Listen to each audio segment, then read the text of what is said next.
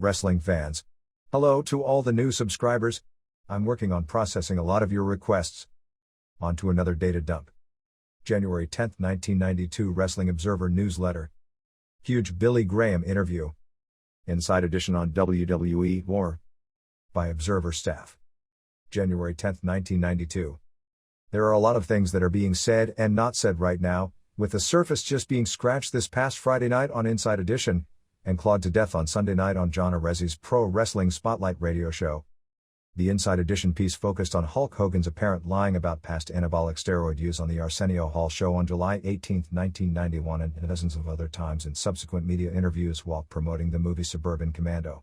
Superstar Billy Graham, Hogan's idol before he broke into the business, was shown saying that he had personally injected Hogan with steroids. Graham said that Hogan was a heavy steroid user from the late 1970s throughout the entire decade of the 1980s. As just about everyone reading this knows, Hogan has claimed many times to have only used steroids on 3 occasions, to rehabilitate a torn bicep in his first year as champion in 1983, although his first year as champion was 1984. David Schultz said that when both men were early in their career, 1978, when he lived in Knoxville and both men worked the Pensacola territory, he used to let Terry Bollea stay at his house and he provided room, board and food, and in return Bollea supplied him with steroids. They also aired a copy of the Federal Express records of packages sent by Dr. George Zarian, the WWF's leading steroid connection, to Hogan. They once again aired a written record of the Zarian trial in which the doctor claimed Hogan was a serious steroid abuser before he weaned him off the drugs in 1989. Inside Edition acknowledged that the WWF had begun testing its wrestlers for anabolic steroids, but Schultz said he believed that WWF's steroid testing program was a sham. Both Graham and Schultz said that it was time Hogan was honest about the subject, saying you just don't get the muscle size and muscularity of Hogan without steroids, and he was attempting to defraud people by claiming to have gained his physique through weight training without steroids. As journalism goes, it was a very strong piece with more than enough background information to prove the desired point. It was well edited and well focused. While there were more shocking and outstanding allegations said by both Graham, Schultz and Schultz's daughter, the piece and allegations made were given ample proof. Too many allegations in different directions would have confused things. While WWF officials were saying the piece of typical of the show and insinuation that the show is of poor quality, the piece itself as journalism was pretty well beyond reproach. Hogan came off looking very bad. Graham and Schultz came off as being honest and not at all vindictive. The piece ran despite a last-minute attempt by Hogan's attorney, Jerry McDevitt, who called the piece a character assassination, to get the piece pulled. Neither the WWF nor Hogan had responded to the piece since Inside Edition made its initial inquiries, but at 2:30 p.m. Eastern Time on Friday, or 30 minutes before the show was set to be put up on the satellite, McDevitt made his last-ditch legal threat if the piece wasn't pulled. This puts McDevitt's batting average at .500 in hitting last-minute home runs, and he managed to get Hogan's subpoena quashed last summer at the last minute before the trial of Dr. George Zarian III. In doing so, the charge against Zarian of selling anabolic steroids for non-therapeutic purposes to Terry Bollea was dropped. Vince McMahon, who didn't see the piece when contacted by us, said that he took exception to the fact Inside Edition put the emphasis on what Hogan is not as opposed to what he is. He said that it was a shame that all of the good he had done and continues to do wasn't even touched in the story. McMahon said that Hogan was no angel and whatever he has done was all in the past. He also said he didn't believe Hogan has ever done anything to hurt anyone but himself, and that people shouldn't lose sight of the good he's done.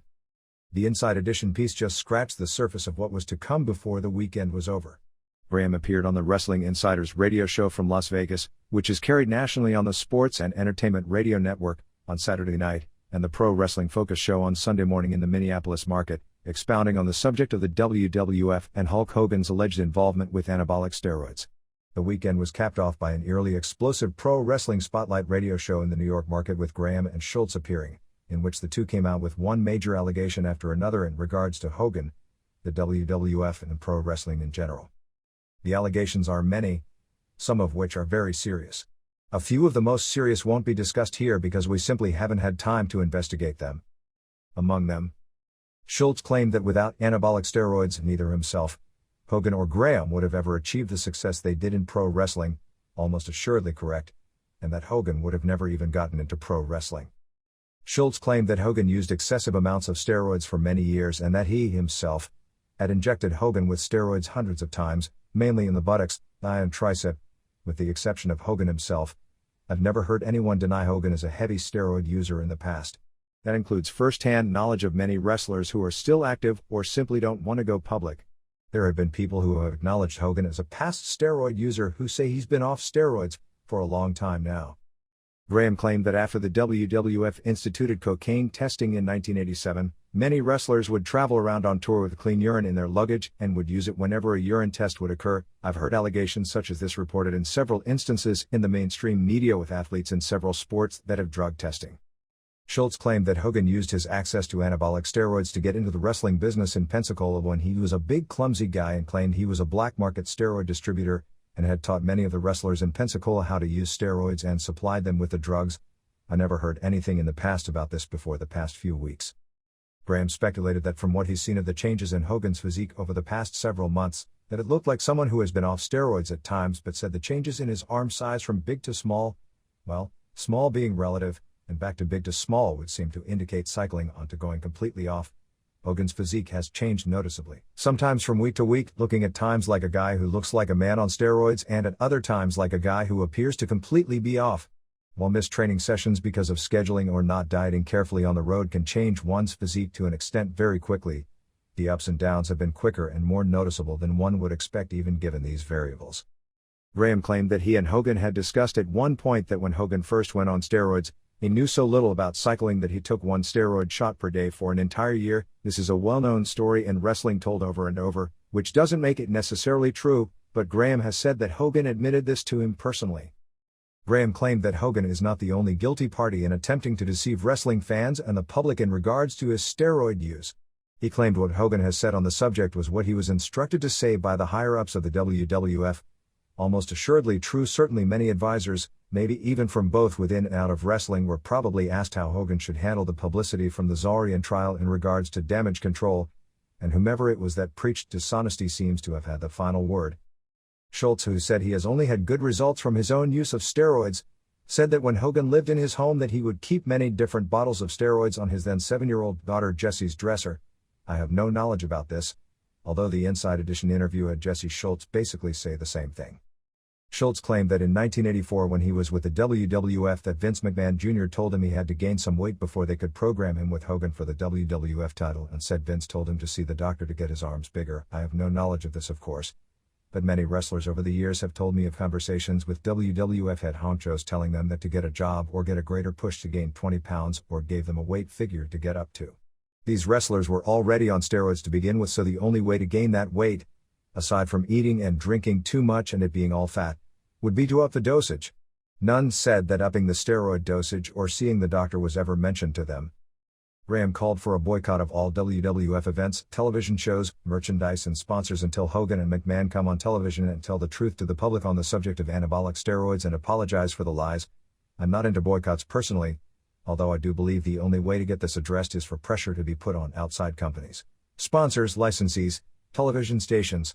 It is time this issue was addressed honestly, but I'm not holding my breath.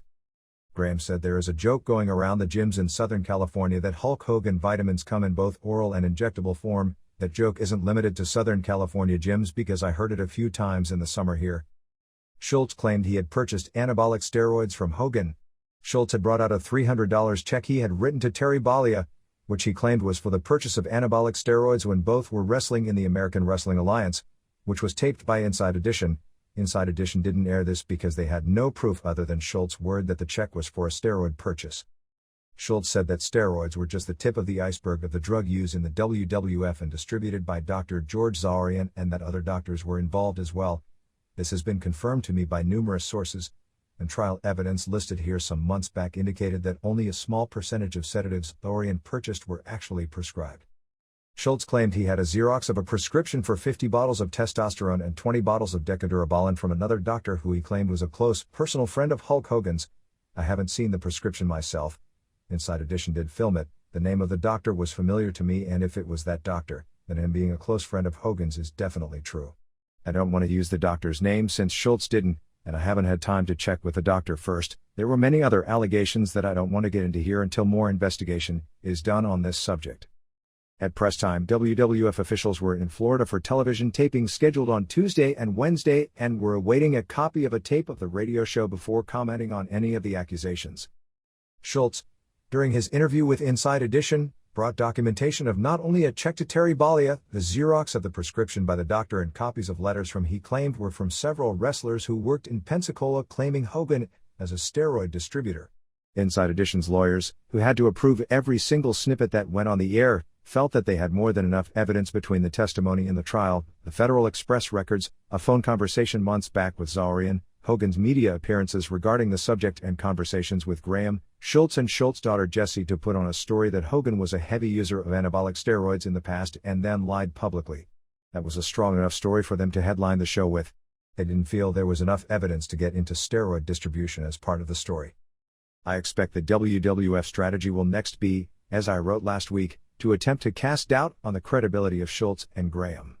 Schultz's slapping of John Stossel on 2020 is still the single thing he's most well known for. It's no secret that Graham's lawyers were attempting to get a $1.25 million out-of-court settlement from Titan Sports before filing of a lawsuit that has yet to be filed. But the credibility of the WWF isn't exactly equal to Mother Teresa. Not one person within wrestling that I've spoken with has contradicted the main gist of what Schultz or Graham have said. Most of these allegations have been well known to those working on this story for a few weeks. There have been several statements contradicted that have been made by Hogan and by the WWF in various press statements on this subject.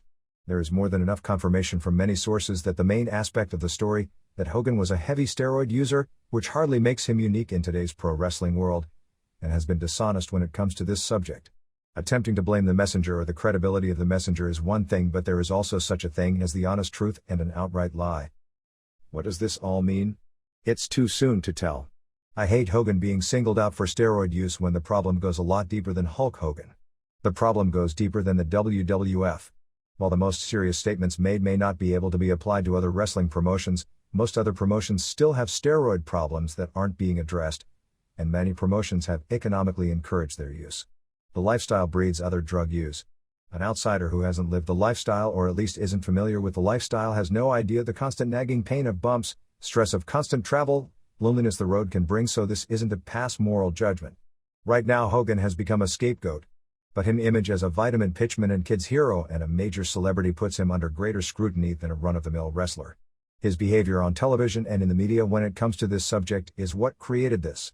It was not a steroid abuse problem that is causing this. It was an honesty problem. Hogan is not all evil. He has done a lot of people a lot of good. He's done charity work without gaining any personal publicity for his actions, and without cameras present on a regular basis.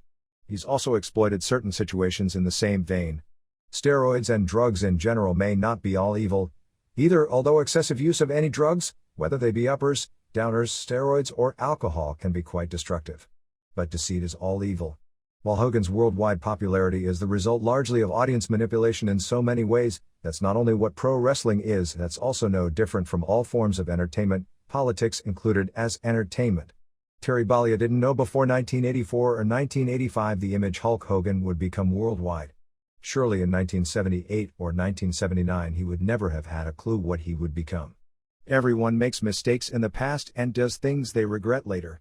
Hogan is hardly the only celebrity to lie in public about an issue that could be potentially damaging. But the heroes are the ones who own up to them. We only have allegations, so we shouldn't consider the man guilty of anything in 1978 or 1979, at least until we see more evidence. Terry Bollea did know in 1991 what his image was and what Hulk Hogan turned out to be. Maybe one can even have sympathy for someone who simply made the wrong decision not just once, but several times that year, when the pressure was on. But those were important decisions. Clearly, the man is not a hero, nor should he be marketed as a role model for kids. I strongly disagree with people who think all athletes should serve as role models for youth, because most simply are normal people who in many cases don't have the experience or simply aren't equipped to be put in that position. Most athletes don't ask to be role models. Hogan didn't just ask, and it didn't just happen by luck or a fluke. He was carefully manipulated into exactly that role for the express purpose of selling merchandise. But unlike someone who happens to score big in a movie or suddenly comes out of nowhere and wins Wimbledon, Hulk Hogan has played his role for years and has had years to come up with a way to deal with what to do when the truth, in this case, the truth about his fabled physique, may come out of the closet. It was an important issue. We all know what happened. What is happening now is a result of it. For whatever reason, economic arrogance, ego, being afraid, outright dishonesty, or some or all of the above, he or his advisors decided to try and pull a work. And maybe, in the long run, What happens will be the best real lesson Hulk Hogan ever gave the youth of America. Interview with superstar Billy Graham. Most people who reach celebrity status are really two different people. One person is who they really are. The other is what they are publicized as being and what their public thinks they are. In this regard, superstar Billy Graham is really no different from anyone who was at one time a celebrity in their field. Pro wrestling wasn't on network television in the 1970s, but in many ways it was much more popular than it is today. There was no Hulk Hogan as a wrestler who was a household name nationally. But its biggest stars packed arenas throughout the country and drew big television ratings in local markets.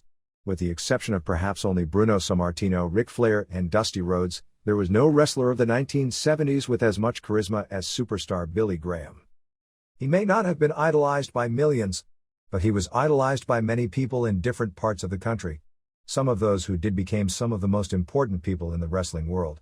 There was Vince McMahon Jr., a wrestling television announcer, whose father was running the Northeast-based Worldwide Wrestling Federation. There was Terry Bollea, a skinny musician in Tampa who emulated Graham and became Hulk Hogan, and later Pinocchio. There was Jim Janos, a swimmer in Minneapolis who came back from Vietnam and became Jesse the Body Ventura. To a much lesser extent, even myself, a wrestling fan in California who became a competitive bodybuilder and wound up doing a newsletter. We all saw this flamboyant individual. A huge, muscular individual with particularly massive arms and a gift of gab. He exuded a narcissistic bodybuilder role as a heel. But he seemed to have enough of a sense of humor about the role that he became one of the rare major heels of that era with a tremendous fan following.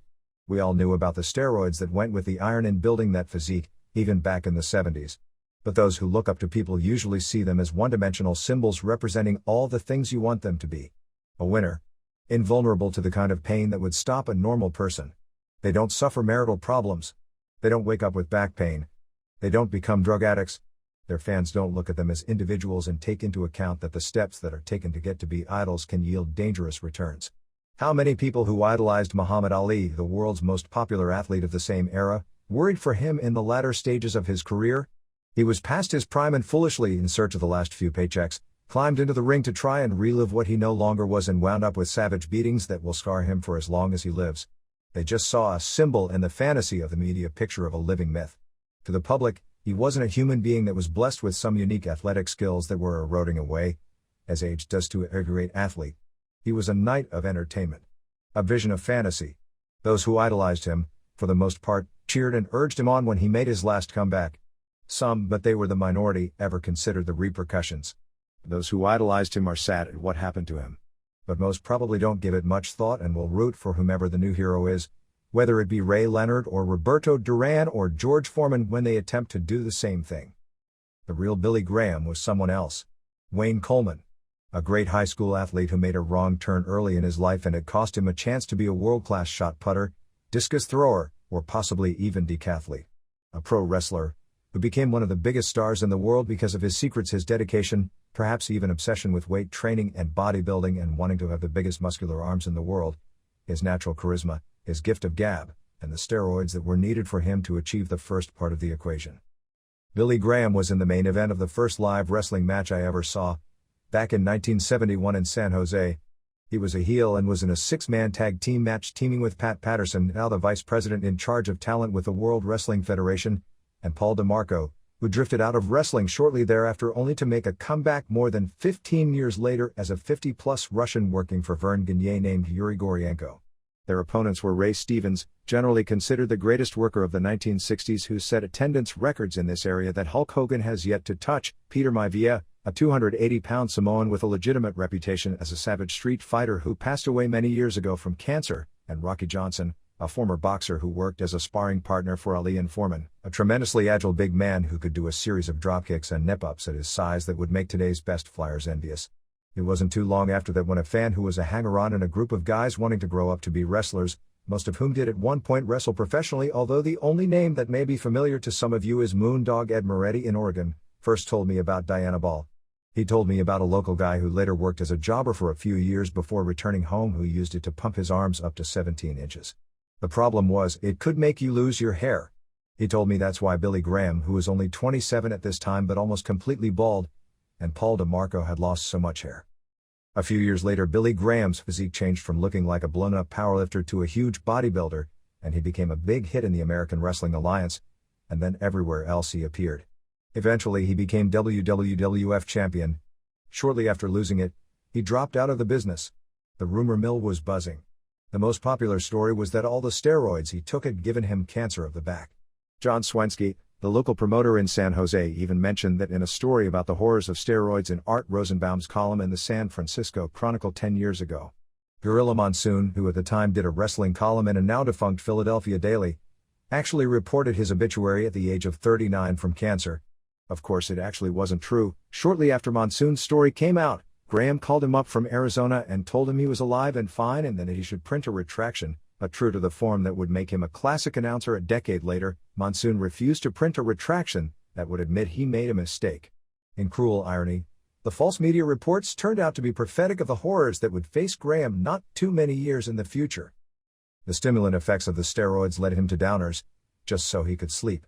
This nearly killed him. At the same time, the wrestling audiences flocked to see him as a returning kung fu master. But he never even considered kicking the steroids. Without the steroids, he would become Wayne Coleman again, and superstar Billy Graham would have died. Not died because his heart stopped, but died because people would forget who he was. So rather than die, he took the route to live. Of course, living as superstar Billy Graham turned out to be the worst possible course of action for Wayne Coleman. His crippling injuries and other medical problems have become well known, particularly to wrestling fans and those who have become interested in studying long-term effects of abuse of anabolic steroids. Ironically, it was his body falling apart, joint degeneration, that took him from a 6'3" powerhouse to maybe a 5'11" man who walks with the help of a cane, combined with his willingness to buck a system that wanted to keep him quiet on the subject, that have kept superstar Billy Graham alive and well. At the same time, Wayne Coleman is quietly suffering. When the steroid story broke in the national media over the summer with the trial of Dr. George Zarian, many wrestlers talked privately. But few would talk publicly. The truth at the time wasn't pretty. Of those, few really had gone through the experiences of superstar Billy Graham. The media clamored to talk with him. But because his attorneys were working on an impending lawsuit against Titan Sports, Zarian, and 7 drug companies, which originally was to be filed this past August, he was told to keep quiet. According to a few sources, there were negotiations going on with Titan Sports for an out-of-court settlement, although other sources deny that. After turning down Entertainment Tonight, ESPN's Roy Firestone show, and Inside Edition for interviews for their November stories, and the WWF got its puff piece rebuttal on Entertainment Tonight, Graham decided to defy his attorney's instructions and contacted Inside Edition. Graham promised them the first story, which meant he was declining all media requests until January 4th. On that day, we spoke for several hours on a variety of subjects. Superstar Billy Graham is now a lot of things to a lot of people. To some, he's an opportunist looking for publicity. To some, he's the most potentially dangerous man associated with the wrestling business. To some, he's a very gutsy individual willing to tell the truth about steroids in wrestling that the wrestling establishment desperately wants to go away. To some, he's a jealous ex-wrestler who didn't save his money and is trying for some reason to take down Hulk Hogan. To some, he's telling a story that a lot of wrestling fans don't want to hear, because by the time their superstar Billy Grahams have to live out their lives as Wayne Colemans, they'll have a new batch of Hulk Hogans to entertain them for the next decade. To some, he's a former celebrity and wrestling superstar who knows firsthand, better than almost anyone on this planet, both the potential positive and negative effects, both physically and psychologically, that abuse of anabolic steroids can cause. And to some, maybe he'll serve as a warning of what the results of ignoring the business' greatest problem will be when, maybe 10 or 15 years down the line, or maybe a lot less, when today's Hulk Hogans once again become Terry Bollias, today's Lex Lugers become Larry Foles, Paul Orndorff cease to be Mr. Wonderfuls, and perhaps today's Steve Corsons become nothing but a name on a tombstone. DM, let's start before wrestling. What kind of background did you have, say in high school, in different sports? Were you bounced around before you got started in wrestling? BG, I was born and raised in Phoenix and went to school at North High. I excelled in track. As a freshman, I set the state record in the shot put and the discus. Our coach, Vern Wolf, was probably the best high school track coach in the country. He went on to USC, where he was the head track coach for quite a few years. At our school, we had the first high school athlete to pole vault 15 feet. Jim Brewer did 15 feet 1 inch in 1960. We had Dallas Long, who went to the Olympics in the shot put. We had Carl Johnston, who was the national high school champion in the discus and set a national high school record. I was a freshman when these people were juniors and seniors. When I was a sophomore, I set the sophomore state record in the shot and discus. I was about 6 or 7 feet ahead of what Dallas Long was doing in the shot when he was a sophomore. My coach was grooming me to set the national high school record in the shot and the discus. Also, I did the decathlon. I set the state record there as a freshman. I was looking ahead to the Olympics as a decathlete. So I had all these things to look forward to, but when I hit my junior year, I fell in with the wrong guys. I was missing a lot of school and became ineligible. It all faded away. DM, do you remember your best marks? BGE, then, I was doing 57, 58 feet as a freshman. Compared to records now, it's minuscule. I think the freshman national record was 59 or 60 feet with a 12-pound shot. Discus, the national varsity record was 198 or so by Carl Johnston when he was a junior, and I was throwing in the low 180s as a freshman. I was zeroing in. Dallas Long set a national varsity record in shot put of 69-9, I think, around 1959 or 1960. I did the decathlon because I was interested in all the events. I played freshman football and basketball, but our track coach was such a dedicated coach. He said to me, "Listen, why don't you just excel and spend year-round training for track, because I know you can go to the Olympics if you really concentrate." My sophomore year I concentrated on track, but my junior year I started falling apart and missing school. My senior year I was ineligible because of the missed school year before. I had a legitimate chance of setting varsity national shot put, discus and decathlon records. DM, do you ever think back about blowing your junior and senior year off? BG, oh yeah, I've got a lot of regrets. I was aiming for the Mexico City Olympics, 1968.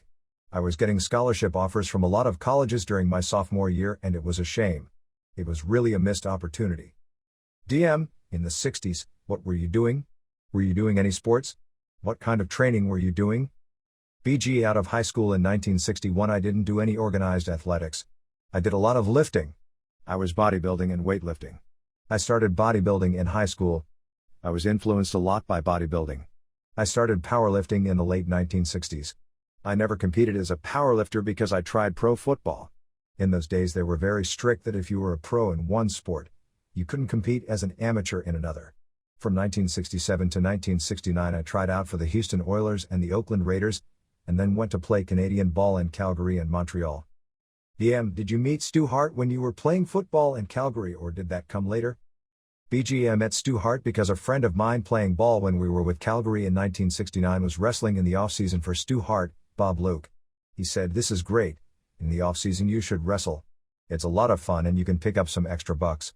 He convinced me to try it. By the time I decided to try it was the winter of 1969, so I contacted Stu Hart.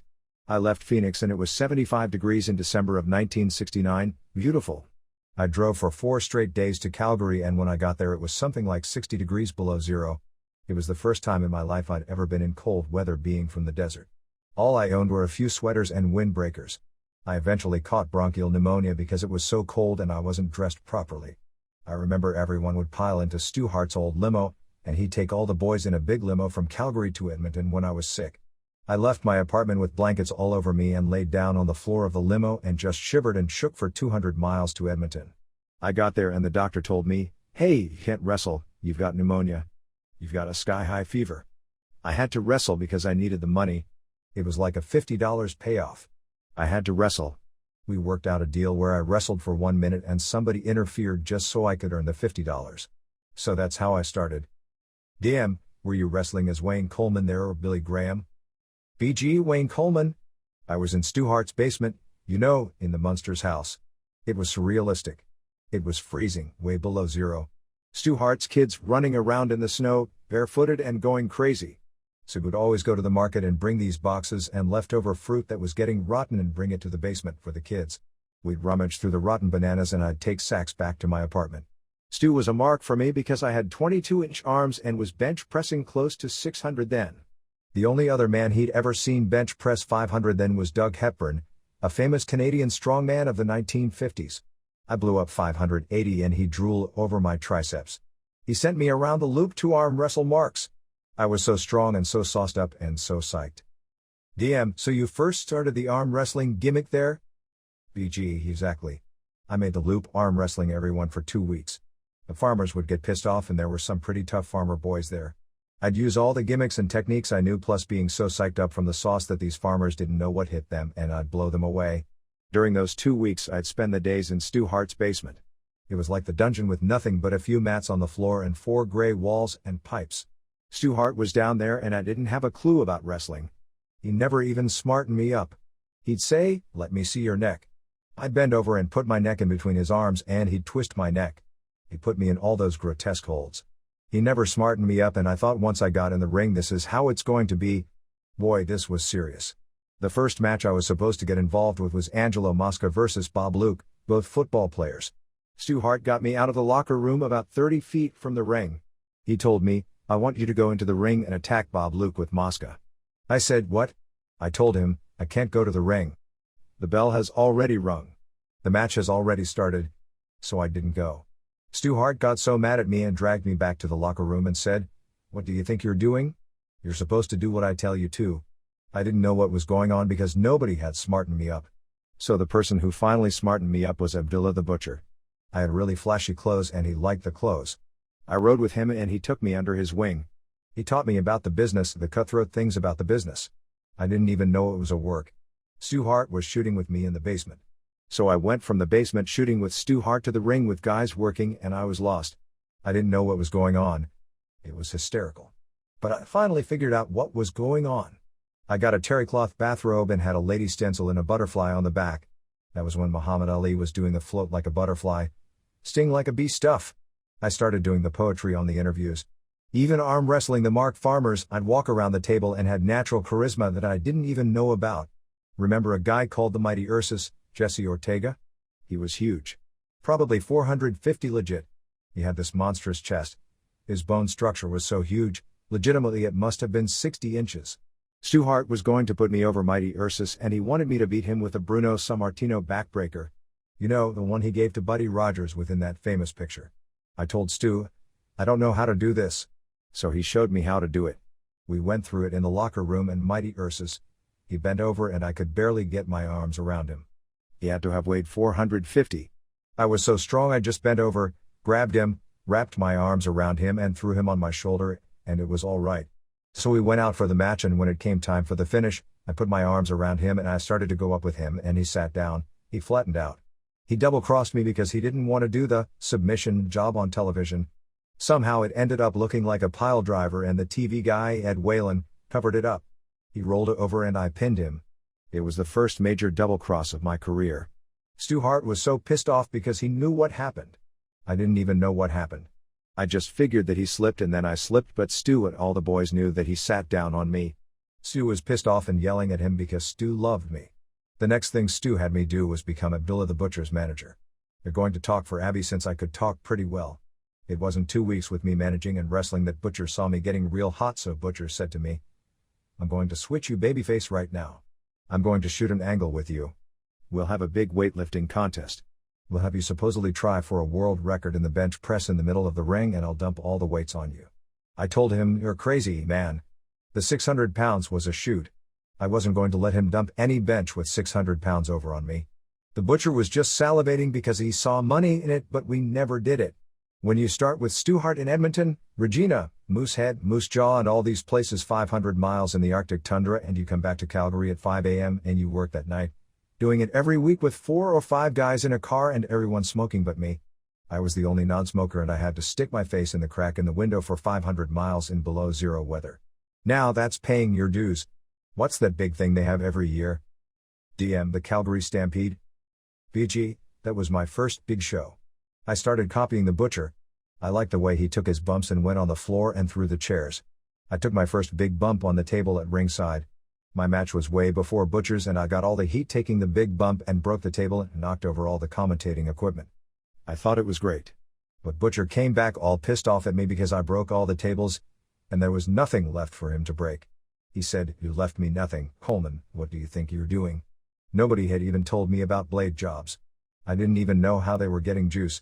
One night I was watching the Butcher and I thought, what is he doing? It was like a machine. His right hand, bing, ding, bing, and all of a sudden there was all this blood. That smartened me up about the blade. Going to Stu Hart's house, you know, the Munsters house with the kids running wild in the snow, was like a circus. Every story you ever heard out of there was true. Sailor Art Thomas was in Stu's basement. He broke in there. Stu was trying to stretch him, but Sailor somehow reversed it and got Stu in a pretty good hold and was putting on the pressure on Stu, and Stu said, "Wait a minute, there's a phone call for me." Stu never stretched him again. But I was so stupid. I let him stretch me and beat me up. I just thought this was the way it is. It was something you never forget. What's really sad is that I've never seen Stu Hart since then. I've spoken to him over the years off and on. I think it's sad that I went my entire career. I started my career with him. Now more than 20 years later, my career is finished, and I've never seen Stu Hart again. I think a lot of him. It bothers me. When I'm able, I'd like to visit him. It would be really neat. DM, so after Calgary, then came Los Angeles, right? BG, I met Dr. Jerry Graham. He was a Phoenix boy. I'd thrown him out of the bars in Phoenix when I was a bouncer before I was a wrestler. When I came back to Phoenix after 6 months in Calgary, I started bouncing again, and I ran into Jerry Graham at a club I was bouncing at near Arizona State University. I knew he was a wrestler. I told him, "I'm in the business now." He said, "Why don't we go over to Los Angeles and start working for Mike LaBelle?" It sounded good to me. Jerry Graham had a lot of heat on him with all the promoters, but I didn't know this. He called Mike LaBelle, and in the office was Fred Blassie, Gene LaBelle, and Mr. Moto. He said, "I've got this guy with me, this big kid. We're gonna do a brother thing, another brother." Mike LaBelle told him, "I'll think about it. But I'll call you. Don't call us, we'll call you." I picked up on this.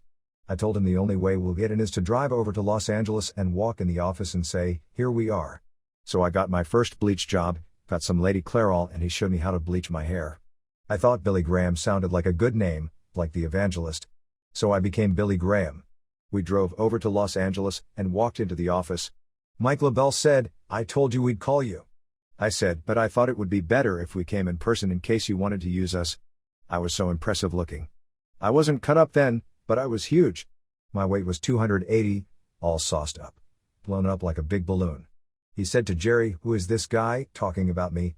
"Oh, he's been working for years," Jerry said, even though I'd only been working for about 4 months. Finally LaBelle said, "Okay, we'll give you a chance." But he said to me, "You are responsible for Jerry Graham." I said, "What do you mean? I'm responsible." He said, "The only way you guys are going to wrestle for me is if you take complete responsibility for Jerry Graham. And if Jerry Graham screws up, he's gone and you're gone with him." It wasn't really fair, but I wanted to work in Los Angeles. We started working as a tag team. It didn't take long. About a month later, Jerry was drinking real heavy. One night when I was booked in El Monte, he was supposed to be in San Diego and he didn't show up. His mother had died and he had to go home to Phoenix. He came back and he was so distraught because they were very close. He just got drunk and wound up in Hollywood and tore this strip joint apart, and the police arrested him and took him to jail and booked him, and they called Mike LaBelle. The next morning they bailed him out and we're at the hotel, and I got a message to be in Mike LaBelle's office the first thing the next morning. I didn't even know Jerry was in jail that night and saw him the next morning after he'd been bailed out and asked him what's going on. Why do they want us to be in the office? He was playing dummy and said, "I don't know, let's find out." We go in the office and Mike LaBelle said, "You're both fired." I said, "For what?" He said, "Jerry was in jail last night. He missed his shot in San Diego. He got busted in Hollywood." I told him that I was in another town working. I couldn't have been responsible for Jerry Graham.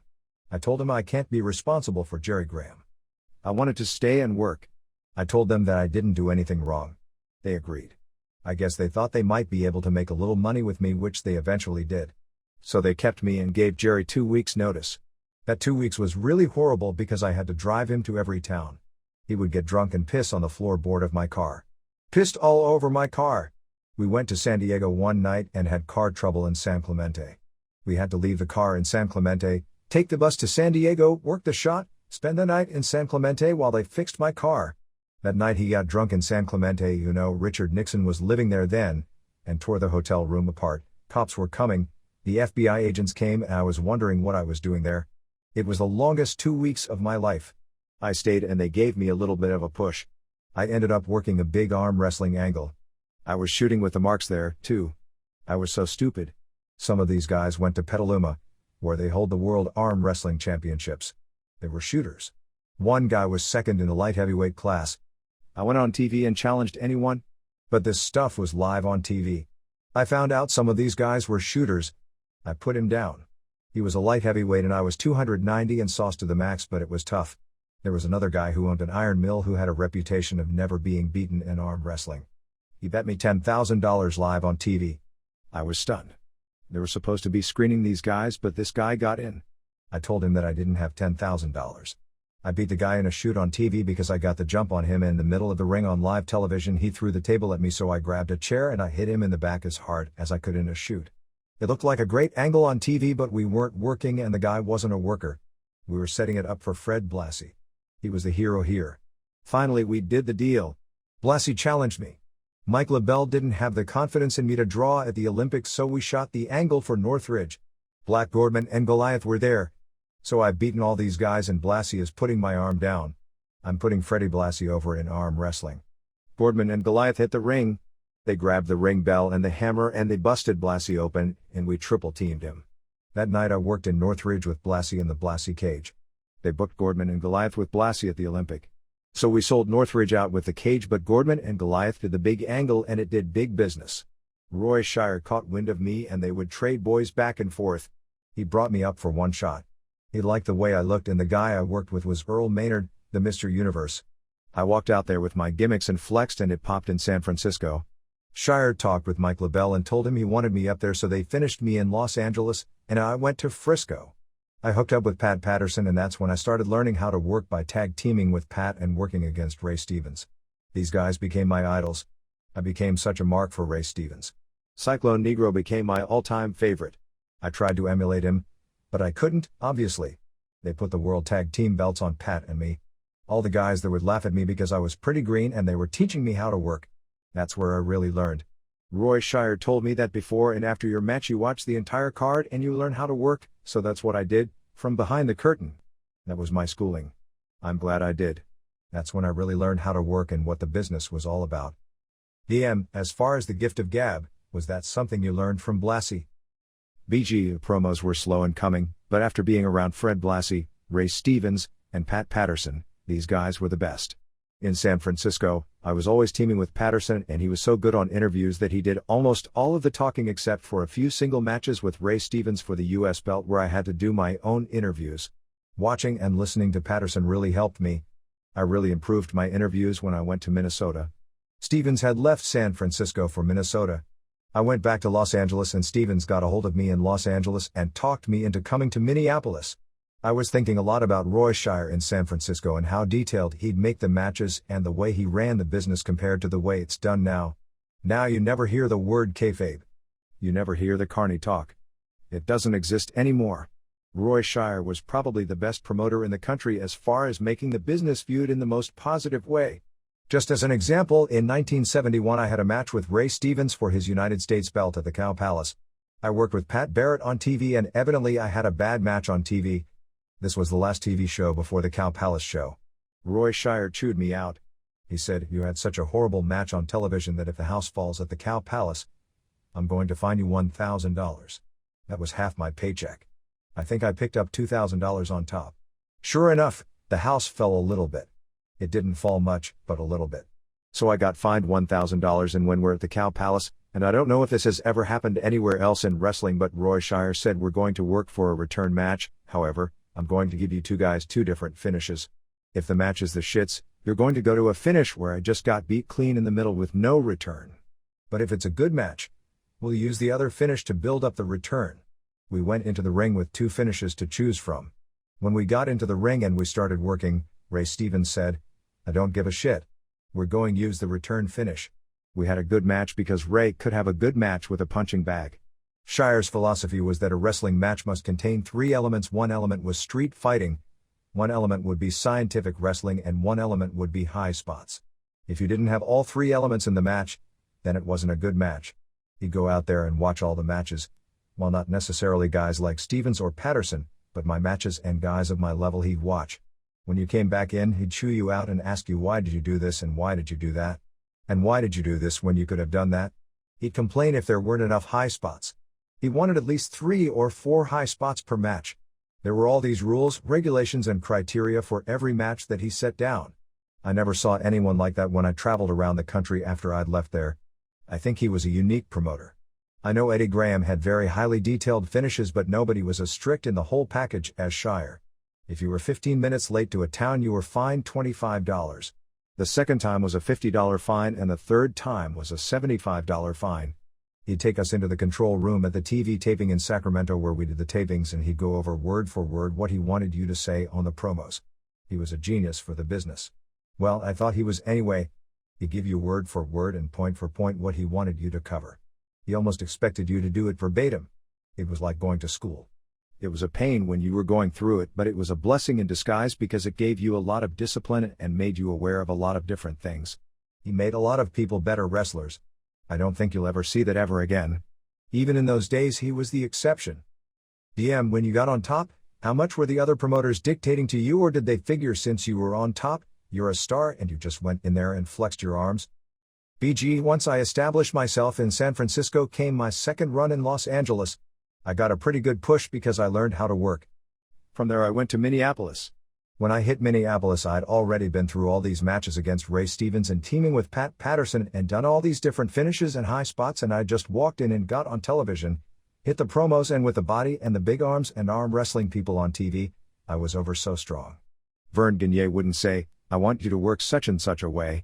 Once that happened I never ran into a problem with Dusty or the Von Erichs in Texas. They just gave me a finish.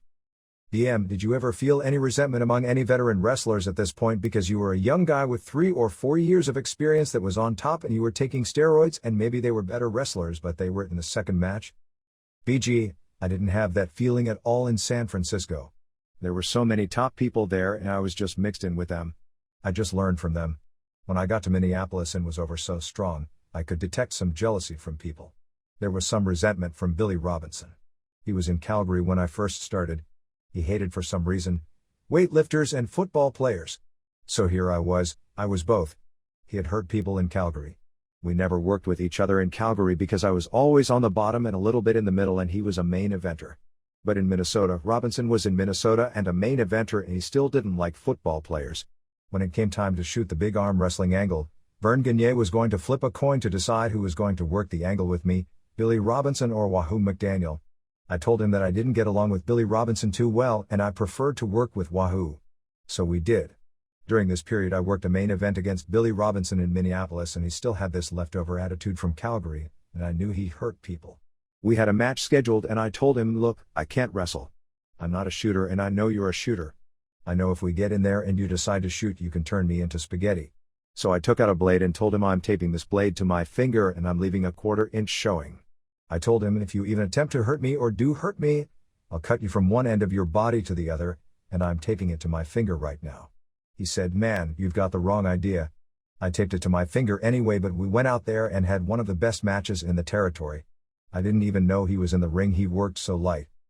DM, back in 1971, that's when you were training with all the big boys in Gold's Gym. Because when you were here, in San Francisco, you were a big guy, but with Vern, you looked like a bodybuilder and had the physique change. BG, I hooked up with Arnold Schwarzenegger in 1971.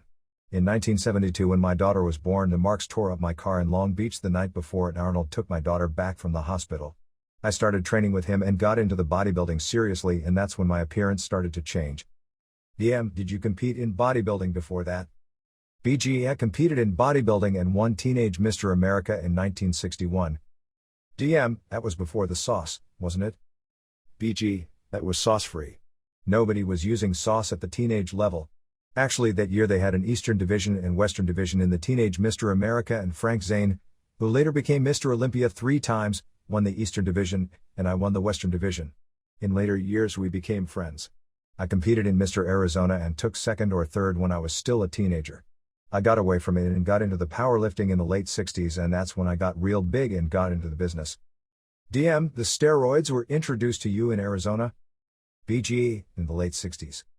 DM, when you came into Calgary were there guys using it or was it your secret? BG, I wasn't aware of anyone using them in Calgary. In San Francisco guys would come through for the Battle Royal every January and I saw guys who were huge and I knew they were using sauce. I really didn't pay that much attention until I went to Minneapolis when Ivan Putski came in at 290. He was huge. And Ken Patera. The sauce really opened up. After meeting Arnold, I started working on the diet, the bodybuilding and the heavy sauce, and that's when it changed my appearance. DM, when you say heavy sauce in those days, how does that compare to heavy sauce these days? Would that be heavy sauce today? Or light sauce or medium sauce? BG, we're talking about light to medium by today's standards. In fact, Patera always took very little amount of sauce. He was one of those people who just responded. He took maybe 3 Dianabol a day, 5 milligram tablets, when most of us were taking 8 or 10 a day. I was using the injectables also. It started changing in Minneapolis in 1973. I came into Minneapolis and I was instantly over.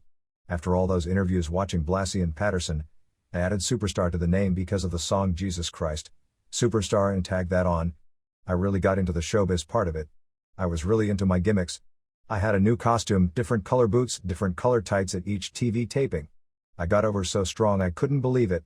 I shot the arm wrestling angle with Wahoo McDaniel, and I busted him up, and we did record business for that time. Every place we sold out: Winnipeg, Chicago, Minneapolis. We did the first sellout in the big building in Green Bay. DM, how was the travel working that territory? VG, we worked in Honolulu, that was the worst trip. Denver, Winnipeg, we'd fly and spend the night. That wasn't bad. Chicago, we'd fly and get a plane back at 12:30, so we were home at night. But there was a lot of long distance driving. When I got over, every chance I had I flew because I didn't want to spend 8 hours in a car. DM, as compared with the others, were you more religious in your training and your diet? BG, I didn't watch the diet as hard as I would later. I started watching it in 1974 and even more in 1976 when I was in Dan Lurie's Pro Mr. America contest and finished 5th or 6th and won Best Arms. At the time I gave Vern my notice because I was tired of living in the snow in Minneapolis. I didn't want to live there and I told him I wanted to move to Dallas. I ended up still working with Vern but living in Dallas and paying my own trans. I was making pretty good money so I didn't care. I just wasn't going to live below zero all winter long. I moved to Dallas but still wrestled for Vern. It didn't take long for that to wear out. About that time Vince McMahon Sr. got his eyes on me. That's when I got really serious into the bodybuilding. I worked the Dallas territory a little when I was living there. In August 1975 I went to Vince for the first time. DM, how was that territory as compared with the other ones? BG, I liked it. It was just the Northeast. There was quite a bit of driving involved. I met my future wife and brought her on the road with me and we got married.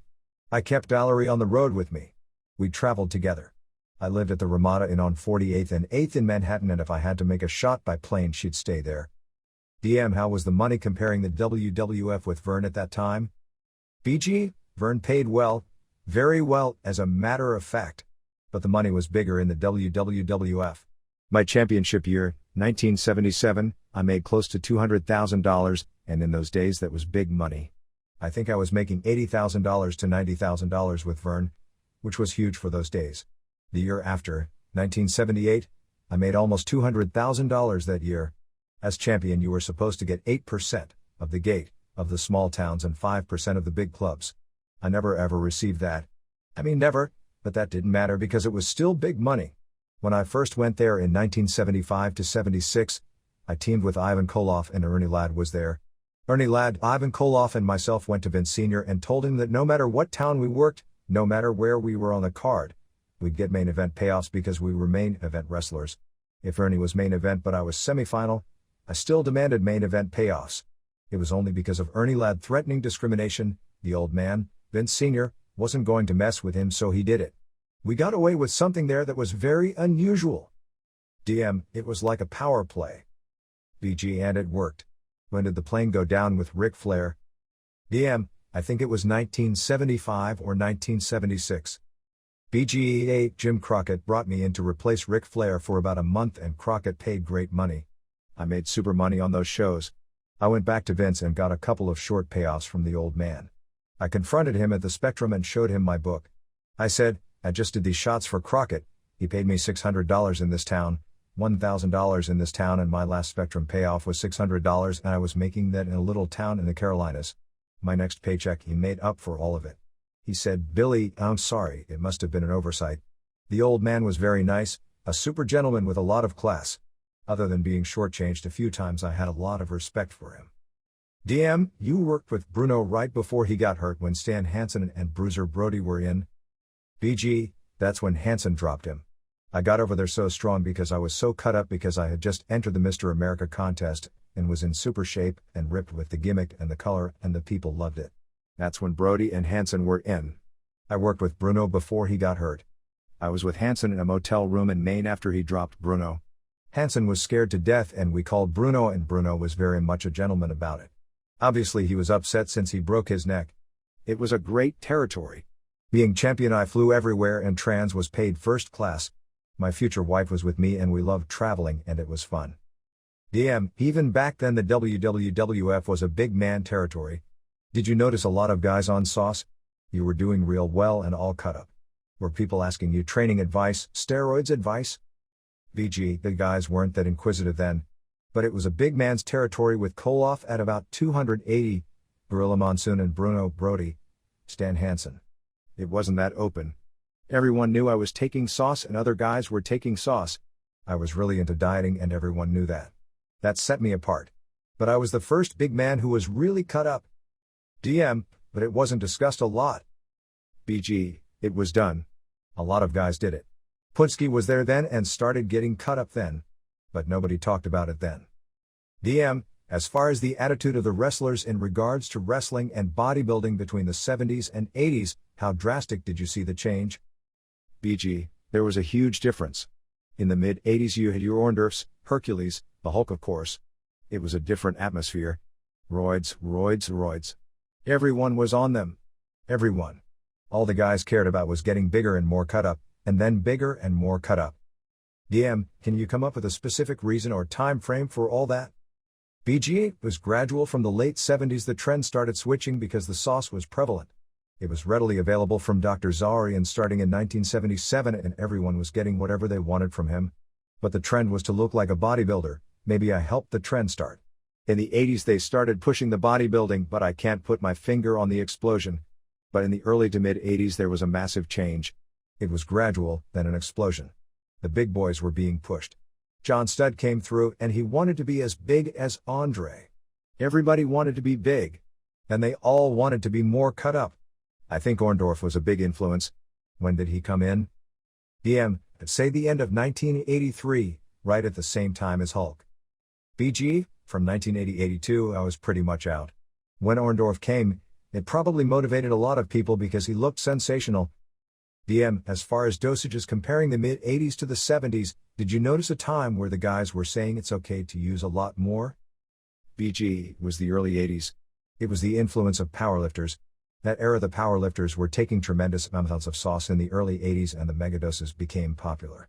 All of a sudden you threw all the rules and guidelines out the window. Sauce, especially among the wrestlers. We were on the road. We had no regularity. There was the strain of traveling.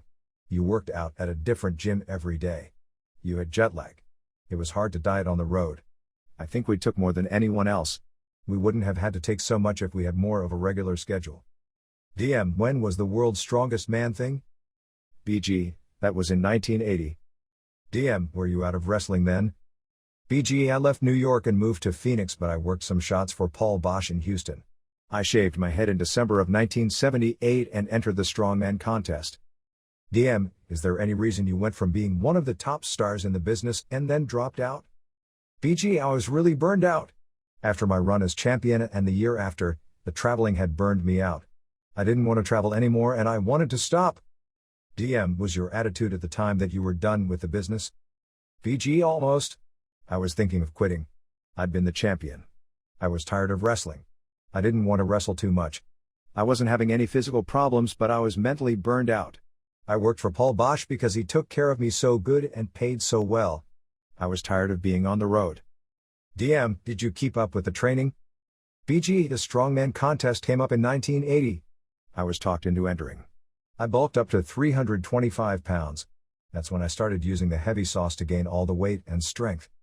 DM, how did your name come up since you weren't a world-class lifter at the time? Were they looking for a wrestler? BG, Bruce Wilhelm, the U.S. best Olympic weightlifter at the time, was a friend of mine and people involved with the show talked me into doing it. There were only 10 people asked to be in it. There were certainly a lot of people around who were much stronger than me. Wasn't Patera in it? DM, I think Patera was in it 1 year, Putski was in it 1 year and Jerry Blackwell was in it 1 year. BG, Blackwell was sent in as a rib. It's sad. I liked Jerry Blackwell a lot. I went to Kuwait with him. When I found out about the ribs sending him in I wasn't too pleased with it. But doing that strongman stuff wasn't no rib. That was dangerous stuff. That would be a great gimmick now. That World's Strongest Man contest would get over now. Damn, they're doing them in Europe now. Tom McGee, Bill Kazmaier, the guy who just died in Raleigh, O.D. Wilson, we're all doing it. BG, I heard about him. So much sauce and high blood pressure. DM, how did your testimony in the Zaurian trial come about? BG, it was ironic. My lawyers were working on putting their case together. Chuck Klein, one of the people in the firm, was friends with Theodore Smith, the prosecuting attorney in the Zaurian case. Smith's father was a judge and Klein worked under his father quite a bit. The initial hookup came when I was talking to Brian Blair one day before the trial and I was trying to find out what was happening with Zaurian. I told him the reason I was trying to find out was because I might have a malpractice lawsuit against Zaurian. Blair told me something and my lawyer called Blair's lawyer and Blair's lawyer somehow made the connection with Theodore Smith. Chuck Klein called Smith and told him about our potential civil suit against Zaurian, and we would be more than happy to cooperate in the criminal case if I had anything substantial to contribute. Smith called me and asked me what I knew and I told him on the phone and he told me they wanted to use me as a rebuttal witness. DM, you were out of wrestling for a while. You came back in 1982 and at the end of that run, were you hurt because physically there was a difference? BG, in that second run with Backlund I had begun to take so many drugs from Zaurian that I became so addicted to downers, uppers and steroids by the handful. I wasn't even working out because I was so addicted to the sedatives, pain pills and Valium. Zaurian was like a monster. He would offer you great deals on bottles of 1,000 sleeping pills and he didn't care about you as a human being. When I went to Florida and I was trying to clean myself up from all these drugs, he called me in Florida and said he could get me a great deal on bottles of 1,000 Ativan. I told him I was trying to clean myself out and he got irate, like I had insulted him. He hung up the phone because I was trying to get clean. During that run I almost died because I had 2 overdoses. I became so addicted because of the accessibility. There were so many drugs involved among the boys then that it was overwhelming. DM, were you taking the sedatives because of the pain from the bumps or because of trouble sleeping because of the steroids? BG, I couldn't sleep because of the sauce and then I became so addicted to the sedatives that they became the most important thing to take. I was still taking steroids but I wasn't even working out. I was so emaciated. People thought I had cancer. I had 2 overdoses. The first was in Washington, D.C. One morning at 9 a.m. I was on the phone with my wife and I'd just taken a handful of downers and I collapsed. I fell and was unconscious in the bathroom. I was wedged between the toilet and the door. My wife heard me fall and bang on the bathroom floor. She called the hotel staff and told them to rush into my room and break the door down because I'd fallen. When they did, they couldn't unwedge me from the bathroom and they called the paramedics and the fire department and they took a hatchet and axed the door down and got me out of there. They took me to one hospital close by but they didn't have the facilities to handle that big of an overdose so they took me to the Baltimore trauma shock unit where Reagan was taken when he caught the bullet. I was in there all day long and when I started coming to on the operating table I had all these tubes in me. I had so many drugs in me they thought I had tried to commit suicide. They asked what I was doing with 7 Valium in my system and 6 or 7 codeine tablets and Placidil. I told them the codeine was for the pain, the Placidil was to help me sleep and the Valium was from all the stress in wrestling. I had an answer for everything. They told me I had to spend the night within the hospital. I told them there was no way I was spending the night because that night I was supposed to wrestle my last shot in Madison Square Garden, and I didn't want to miss my last shot. I said if you don't take all these tubes out of me, I'll take them out myself because I've got to get out of this hospital because I've got to get New York and wrestle. They thought I was an idiot talking about wrestling when I had just come out of a coma.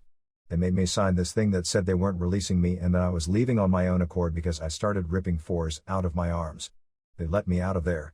I caught a cab, went back to the motel room which looked like a hurricane hit it with all the wood everywhere and went to the Ramada in New York and worked the shot. In Springfield I overdosed but my wife was with me. Half the time my wife would flush everything down the toilet. I'd scream and yell at her and threaten to kill her if she did it again. I overdosed again on all this stuff and passed out on the floor with a hamburger in my mouth. They came up and gave me CPR and beat on me and cleaned out my throat, took me to the hospital and pumped my stomach. The drugs had a death grip on me and Zaurian was the supplier. DM, how did the recovery period go? BG, on the way back to Arizona I was still taking a lot of drugs. At the time there was getting to be a bit of heat on the boys from the New Jersey Highway Patrol. We would avoid going from New York to Philadelphia on the Jersey Turnpike. They were after us there because they had word that we were carrying a lot of drugs and they were watching for us. I went about 200 miles out of my way to avoid the Jersey Turnpike because the trunk of my car was filled with steroids. When I got to Arizona, I had another big seizure because I was trying to cut down on the drugs, but I was cutting down too fast. I had a massive seizure about 100 miles out of Phoenix. When I got to Phoenix, I went to a rehab center there and got them cleaned out of me. But then I started taking the heavy sauce again. But it was a nightmare. DM, did you go to work for Crockett then? BG, actually I went to Florida and was working for Dusty before he went to Charlotte. I stayed there when Kevin Sullivan was booking. Kevin Sullivan and I worked together and shot a bunch of angles. From there I went to Charlotte. DM, looking back, when did the physical effects of the steroids started coming on? BG, in 1984 I started getting a little hitch in my hip. I thought it was a tendon problem. I worked a year in Charlotte and my hip was bothering me. I thought it was a tendon injury that wouldn't heal. I went to Florida and it was bothering me pretty bad. I wouldn't go to the doctor because I was afraid of what he'd say. I got myself in real good shape, and in the summer of 1986 I went up to Vince and called him and said I'm ready to come back in. I went back up to talk to him in his office in Stamford. I was in real good shape. I'd gotten cut up but my hip was killing me. We did some promos and he brought me back in, and the first night in Baltimore I worked with Bob Bradley. Prior to that I had taken 2 huge cortisone shots in the hip from a doctor in Los Angeles to calm it down. But the hip was gone and it was the most excruciating pain in my life. I told Vince that my hip was gone. He said we should get it fixed and work it as a wrestling angle. He said he'd pay for it and I'd pay him back when I started working again. I had the operation and made the comeback. DM, at the time were you aware that was from the steroids? BG, I just thought it was wear and tear from wrestling. When I had the operation the doctor told me I had avascular necrosis. I said, fix it, I need a new hip. I'm going back in the ring. He told me, you're stupid, you're crazy. I shouldn't even be fixing your hip with an attitude like that. I said wrestling is hot, there's money for me to make, and I didn't want to hear anything. DM, at that time there was no talk of avascular necrosis being a potential side effect from steroids, right? BG, at that time the doctors were beginning to suspect and had suspicions but nothing was confirmed. I wasn't told point blank that steroids had done this. They began at that time having suspicions that steroids cause avascular necrosis. I was never told at that time. DM, when was the first you heard of it? BG, when the ankle went in 1990 and I had the operation in February. The doctor told me I had avascular necrosis of the ankle. I told him that's the same thing I had with my hip. He said he felt strongly that steroids had caused it. My ankle doctor then confirmed it. I asked if steroids could have done it with my hip. I went back to my hip doctor and by that time they had gotten more information, and he agreed that it was steroids that caused my hip to go out, also. DM, after you had the ankle done, what was the motivating factor to go on Entertainment Tonight? BG, the motivating factor was I was laying there in the hospital. My ankle was fused. The bone was dead. They had to take bone out of my shin and my other hip. My leg was shortened by 1 inch. My left ankle also needs an operation, but I'm going to try and live with it. Here I'm with a hip that's gone and an ankle that's fused. These are tremendous traumatic injuries. I was talking to my wife and I thought we should tell the world about the steroids and my problems, and maybe it could save some people a lot of pain. I knew I'd never wrestle again and thought maybe I could do some good and prevent severe damage to other people and save some people from going through a lot of misery. So I picked up the phone 3 days after the operation at St. Joseph Hospital here in Burbank. It's right next to NBC Studios. Fred Rogan is the NBC guy here in Los Angeles. The next day was the Friday night NBC primetime special where Buster Douglas did the guest referee deal. I wasn't even aware of that Friday night special until the day I was laying there and I called up Fred Rogan and told him, well, the real story is not Buster Douglas being the special referee in Detroit. The real story is a former WWF champion laying in this hospital room with steroid complications with a hip taken out and an ankle fused. His crew was there in 15 minutes. They did the interview and aired it that night. Jeff Hoffman, who produced the piece, won the Sports News Story of the Year award for that story that he did. The story went on Friday night and first thing Monday morning Entertainment Tonight called and they did the story. The only motivation was maybe I could save some people because I realized the dire straits I was in. DM, how did people in wrestling react after the piece? BG, I wasn't in touch with very many wrestlers. It's a very cold business as far as people maintaining friendships. I was always kind of a loner anyway, although I had some good friends in John Studd and Jesse Ventura. I thought at the time that Terry Bollea was a good friend of mine, but I never heard from him again. I found out later talking to Brian Blair when Herb Abrams was promoting. Steve Strong and I went to see one of the shows, and when I walked in, Blair was laughing and said, "Superstars here, hide the steroids." He giggled and we all laughed.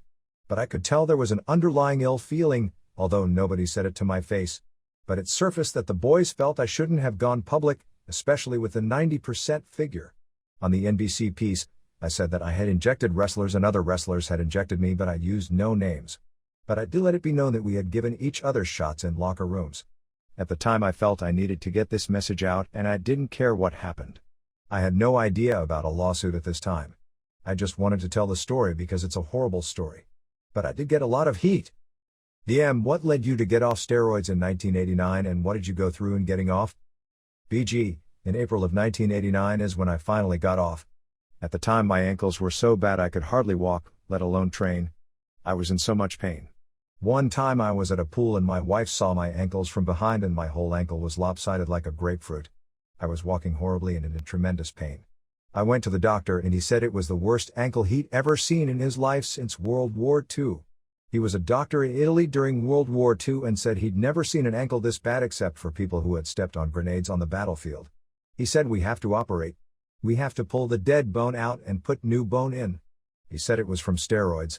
I'd never heard of anyone else having this injury. I just got off the steroids. I was hurting so bad I couldn't even train, so what was I doing taking them anyway? I went off cold turkey, which you should never do, and I went through a tremendous amount of depression. I was always in pain from my ankles. My body was fading away. I was out of work. That made me more depressed. I constantly wanted to start taking steroids again. I had a total loss of appetite. I had a total loss of motivation to train. A total loss of sexual desire and sexual function because my system had been synthetically driven for all those years. All the boys that are doing sauce, even tapering off and cycling down, they're heading for depression, loss of appetite, major unhappiness because their body won't look like it did. They won't have that euphoric feeling anymore because steroids do make you feel invincible. All of a sudden you feel flat. Steroids are anti-inflammatory, so all of a sudden my joints started to hurt. All the joints were aching. I wasn't even training. A lot of people, when they go off the sauce, their tendons rupture. The constant barrage of steroids in your system weakens the tendons after a while. I have a ruptured tendon in my left wrist, a ruptured tendon in my left brachialis, bicep.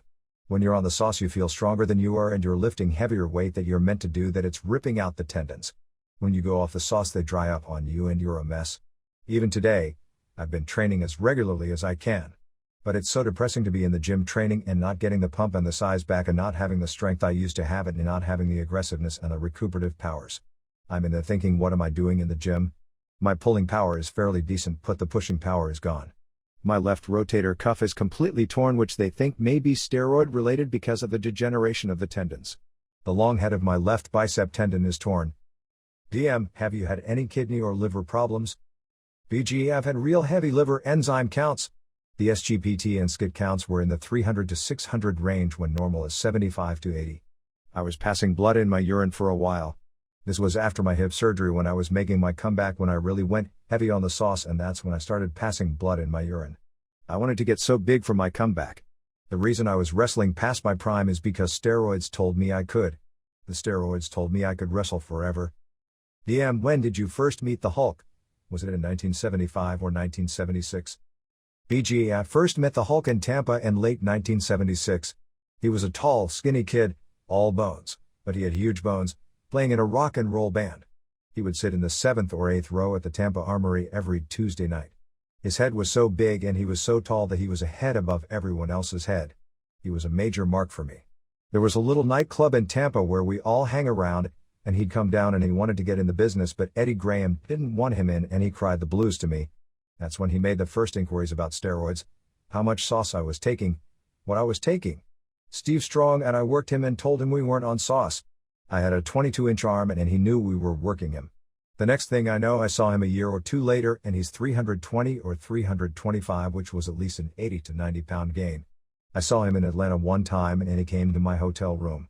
Vince Sr. wanted him real bad in New York and Jim Barnett wanted him in Atlanta. He was asking my advice and I told him to go to New York because it's a big man territory and you could make more money up there. We started confiding in each other. He told me later, which is common in the hips when you get the scar tissue buildup from all the injections, that after the first year of non-stop shots that he got scar tissue buildup. I have it too, but it's subsided quite a bit now. Everybody who does a lot of sauce gets them. Lyle Lozado said he got his cut out. They operated on him and took grapefruit-sized scar tissue out of his hip. That's from repeated injections of needles that gives you that scar tissue. He told me he had tennis ball-sized scar tissue on his hips and he didn't know what it was until somebody told him it was scar tissue from the needles. From day one he watched me in the ring and wanted to be me, literally. When he developed his style, he took the whole gimmick. DM Jesse Ventura did too. PG Jesse did it to a T. Vern Gagne called me one day that there's a guy here in Minneapolis that can do Billy Graham better than you can do Billy Graham. He was talking about Jesse. I thought it was a real compliment for people to try and emulate me. With the Hulk opposing and the world's biggest python's gimmick was a complete clone. We were very close. In a lot of those charter flights we confided in each other and talked about sauce and different things. Even back before that, in 1982 in Minnesota, I was there for a short run and David Schultz was there and so was Patera. We took quite a few charter flights instead of driving. We had a lot of discussions on those charter flights about sauce. That's when Hulk told me, don't ever start taking cocaine. Don't touch cocaine. Cocaine is almost impossible to get off of. He was giving me advice on not touching the stuff. We talked about sauce and how we never had time to cycle off because we were always on television, so we always had to stay on and our bodies built up a resistance to it. We kept going with heavier doses.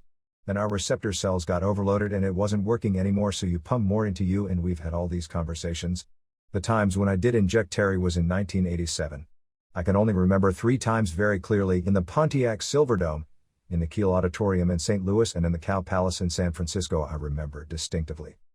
DM of your contemporaries, the bodybuilders and powerlifters from the late 60s and early 70s, are you aware of the ones in your age bracket that were doing heavy sauce? Do you notice a lot of them regretting it? BG, I haven't stayed in contact with that many. A few powerlifters that are my age are experiencing joint problems. A lot of them have torn their tendons, pecs and biceps, and a lot of them have had permanent liver damage that never came back all the way. My liver damage has come back almost all the way. Some of the ones I've kept track with definitely feel the years of heavy sauce was a mistake. There were 4 powerlifters who have suffered avascular necrosis of the hips and sued the pharmaceutical companies and settled out of court for a substantial amount of money. They were all long-term users of anabolic steroids. Some long-term users get it and some don't. DM, even in the 1970s there was medical literature on the dangers of steroids. Were you ever concerned? BG, we thought the literature in the bottles and packages was from studies done on rats that were given maybe 100 times the regular doses, and it was astronomical amounts that were given to these animals that these things would certainly never happen to us. Lo and behold, years down the road we were taking 100 times the regular dose. We always had the attitude that it wasn't going to happen to us. We didn't know too many people with problems. But even then there were guys with liver problems, but we didn't think it would happen to us. DM, what was the point? Was it the Arsenio Hall show or was it before when you decided to talk about the Hulk? BG, it was the Arsenio Hall piece. When I went public with my story in 1990 I mentioned I had injected wrestlers, but I mentioned no names. I was constantly besieged by people in the media after that asking about the Hulk. I always said he has to speak for himself. I wasn't going to mention his name until he went on Arsenio Hall. It was like he was committing blasphemy on that show. I had no animosity towards him. I was mad when he got bumped from the trial. How can this man get these strings pulled when Reagan couldn't get out of a subpoena? In the Oliver North case, the Hulk got pulled when the common wrestlers like Blair and Spivey had to take the fall, and this guy was just as guilty as the rest of us. He got out of it, which I had a problem with. I knew it was because of his merchandising and it wore on me.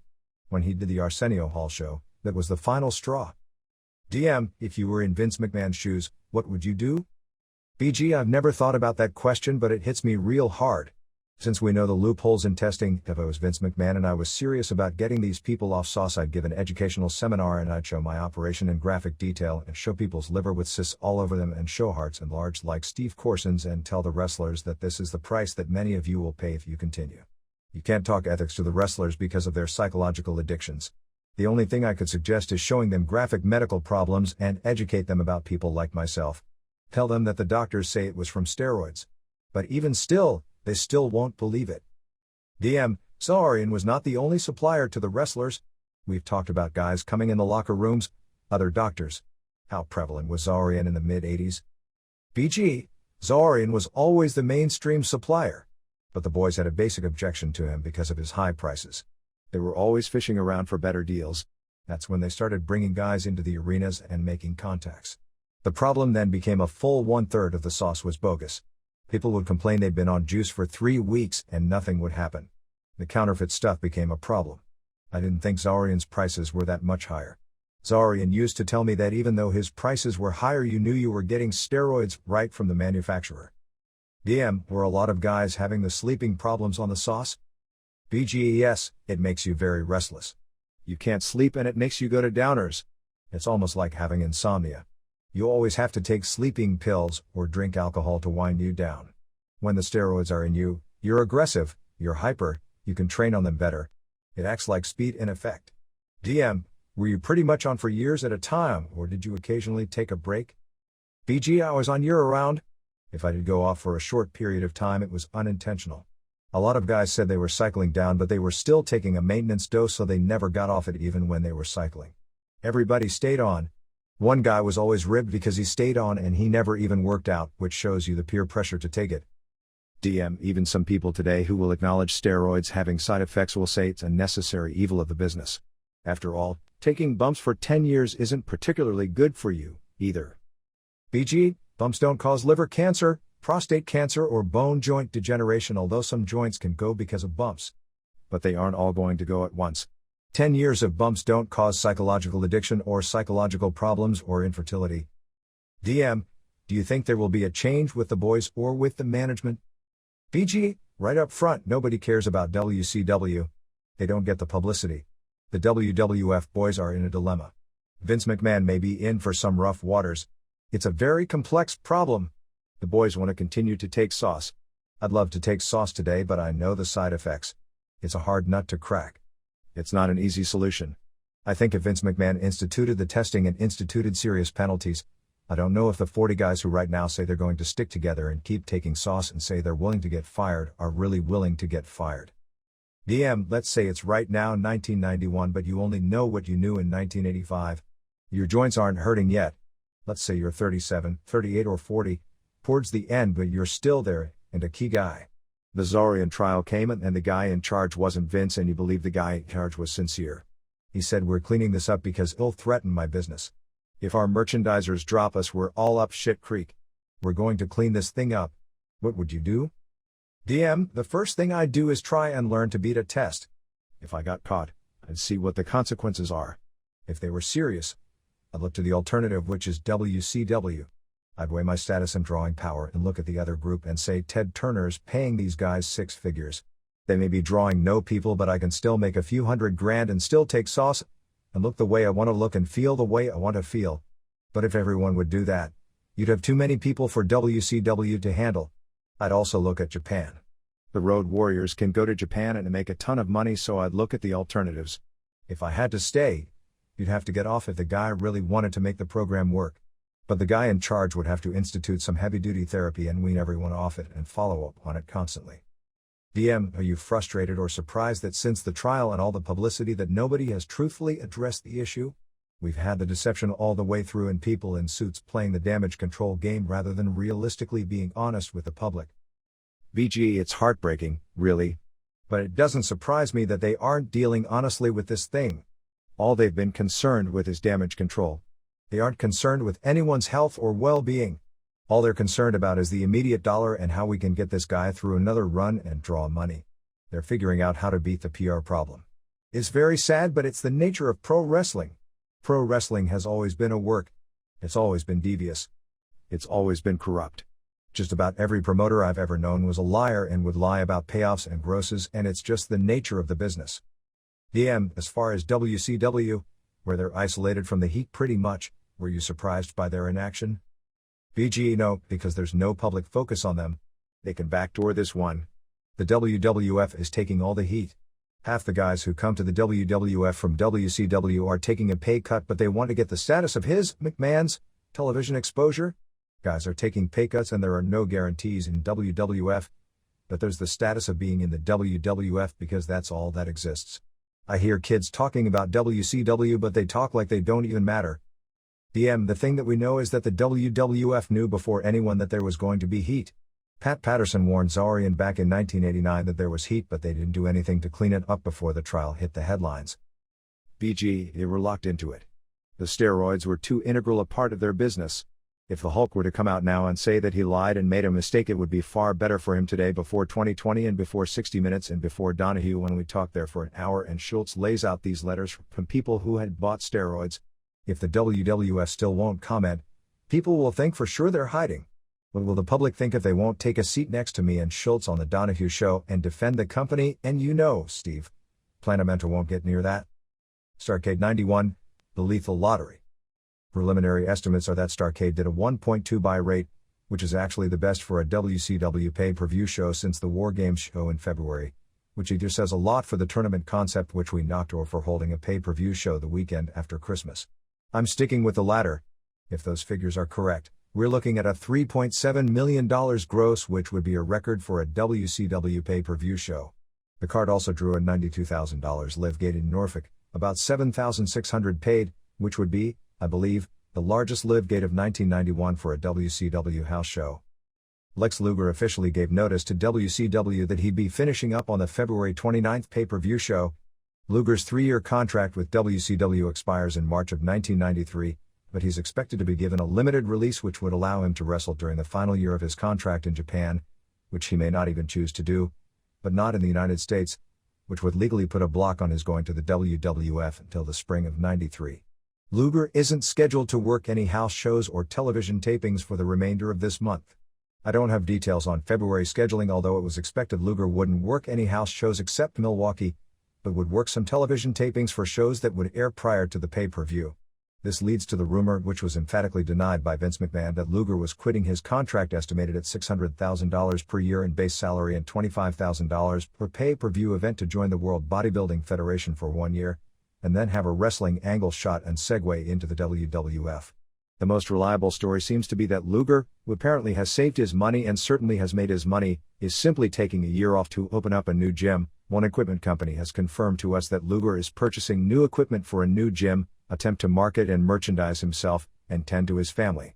If Luger, who has said not to enjoy either the lifestyle, because it makes it difficult to pursue his main hobby, bodybuilding because of the problem following a strict diet on the road, traveling interfering with training time and bumps keeping him from training at 100% efficiency, or wrestling itself and was said to be only doing it because he was making good money from the start, does want to return, he may be able to strike himself an excellent deal in 1993. Clearly, the WWF needs a top babyface to carry the load, and Hogan's days seem to be numbered, working even the partial schedule he does now. Neither Randy Savage or Roddy Piper will be the replacements, both because of age and size. While The Undertaker is young enough, and his long-term future, strange as it sounds, is as a face, he's not the type to be the promotional flagship. Putting Bret Hart in the role would require a major change in promotional conception that just isn't coming, and he's been in the middle so long that it would be an exceedingly hard sell building the company around him. So the Second Coming has enough strikes against him that even though he's the frontrunner, there have to be major qualms. A turned Ric Flair isn't a long-term answer, and probably not short-term either. Actually, of the names on the current roster, Curt Hennig comes the closest to fitting the bill for talent, look, charisma, and he's young enough, he's now 33, for a long run. But the ring name Mr. Perfect as a babyface world champion in a merchandise company doesn't fit, and he's also had a history of both knee and back problems. By March 1993, Luger, who wouldn't be stale because he'd be off television for 1 year, would look awfully good. This puts the February 29th pay-per-view show in an interesting position. Clearly, more people are going to know the finish of the main event than any pay-per-view in WCW history, although in reality, who didn't know the finishes at the past several WrestleManias when in number 4, it was printed ahead of time in the WWF's own magazine, in number 6, it was in an AP article that ran ahead of time in newspapers around the country, although for some reason it still surprised newsletter readers, and in number 7, you'd have to have been brain defective not to know. This is a double issue, and we have